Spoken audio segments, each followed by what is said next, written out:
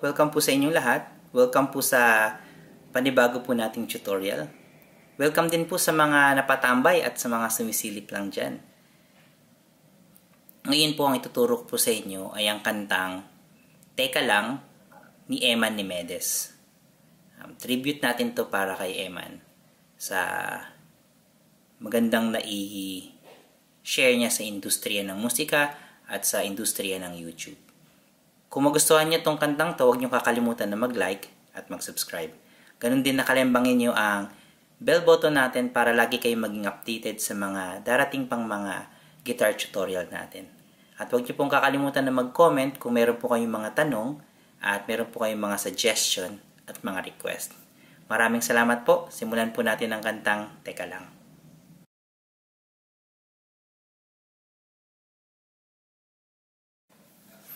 Sa kantang Teka Lang, ang tuning po natin dito ay standard tuning. E, A, D, G, B, E.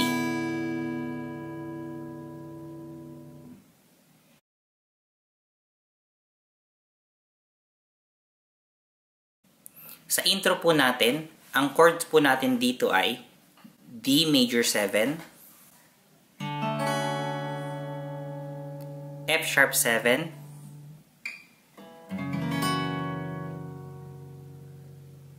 tapos B minor 9,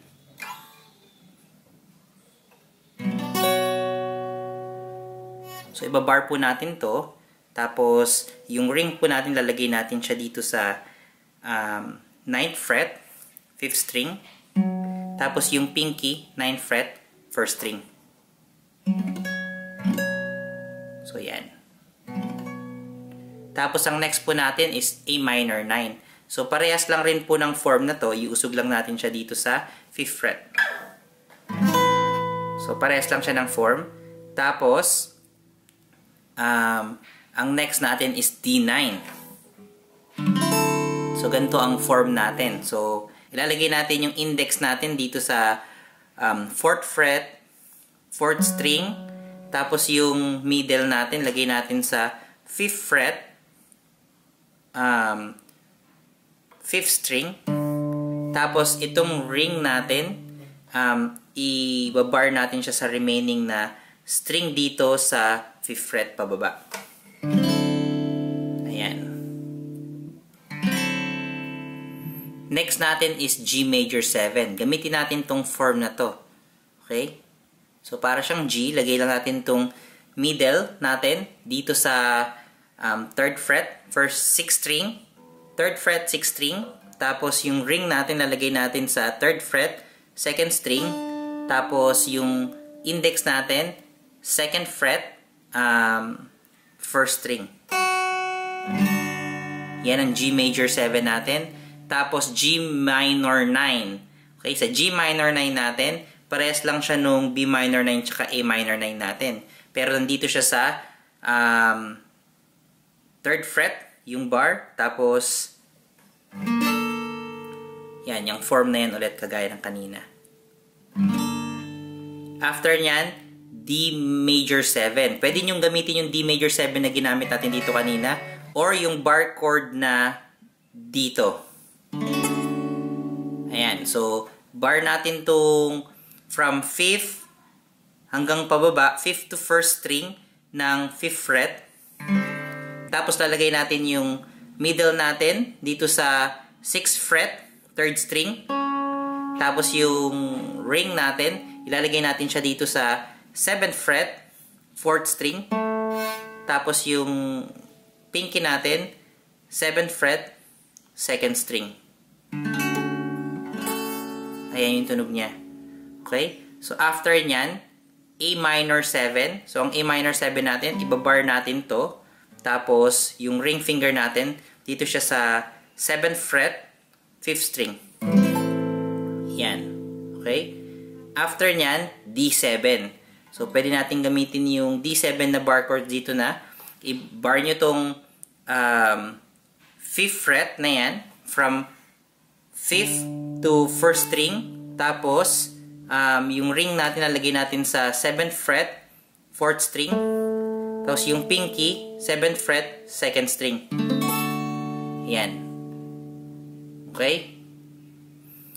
After nito, E minor 7. So, gamitin natin yung E minor 7 dito na bar chord.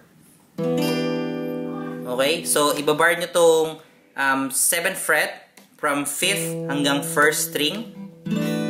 Tapos, lagay nyo yung middle finger nyo sa 8th fret, 2nd string. Tapos, yung ring nyo, ilalagay nyo naman sa 9th fret, 4th string. Ayan.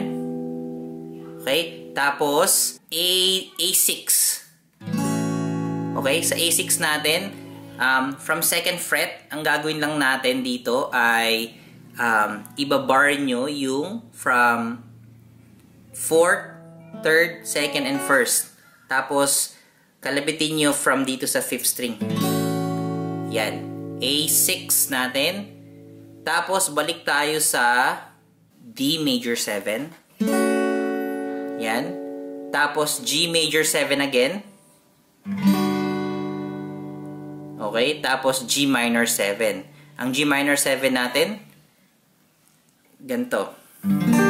So, bar nyo lang yung 3rd fret. Tapos, yung ring finger nyo, lagay nyo sa 5th fret, 5th string. Ayan. So, ang strumming natin dito ay isang bagsak lang. Ayun ang kagandahan sa kantang to. Isang bagsak lang. So, downstroke lang. So, kung tatry natin siyang kantahin, para siyang ganito. Pabagalin muna natin ang ikot ng mundo.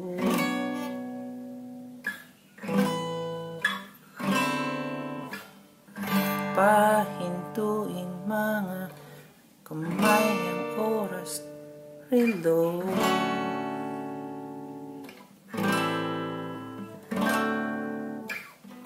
Dahan-dahan, dahan-dahan lang, dahan-dahan, dahan-dahan lang.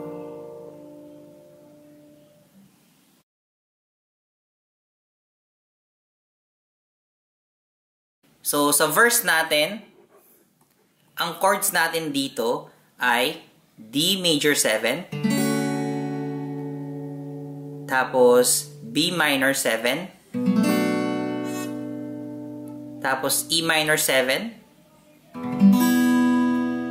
So, isa lang yan. Lalagyan natin yung index natin sa 2nd fret, 5th string, tapos A6. Okay, so 4 times natin to gagawin. So, kung tutugtugin natin, para siyang ganito. Sobrang saya dahil nandito ka na, kahit mamaya lang ay alis rin agad. Huwag ka sanang mainis, paano natin mabilis? Sana madali, di na madali. Bantay sa akin, be, sulit din ang gabi. May itabi, sabi mo sa akin inampi. Kahit anong lalim, aking sisisirin na mabibitin, para sa aking gagawin.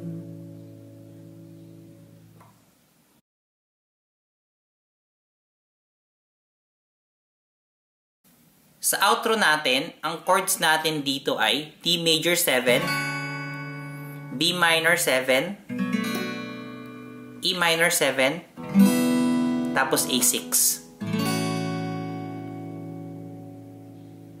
2 times natin gagawin yun. So, kung kakantayin natin, para siyang ganito.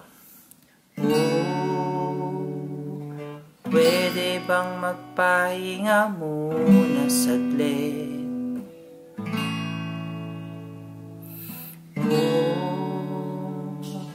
Pwede bang magpahinga muna saglit?